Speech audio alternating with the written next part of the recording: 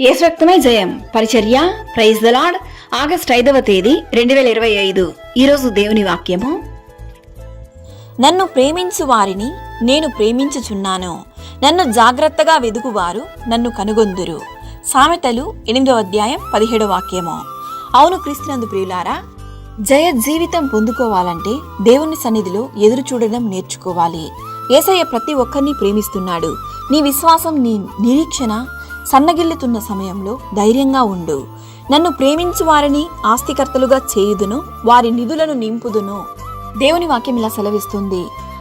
తండ్రి తనకు ఇష్టడైన కుమారుణ్ణి గద్దించు రీతిగా యెహోవా తాను ప్రేమించు వారిని గద్దించును.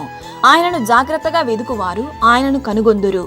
కొన్నిసార్లు మౌనంగా ఉండడం వల్లనే విజయం లభిస్తుంది. కరువు కాలంలో ఎలియాను పోషించిన దేవుడు నిన్ను ఆకలితో, కష్టాల మధ్య, నష్టాల మధ్య ఎలా ఉంచుతాడు? యెహోవాను వెదుకువారు హృదయమందు సంతోషించుదురుగాక. ఆయనను వెదుకువారు ధన్యులు.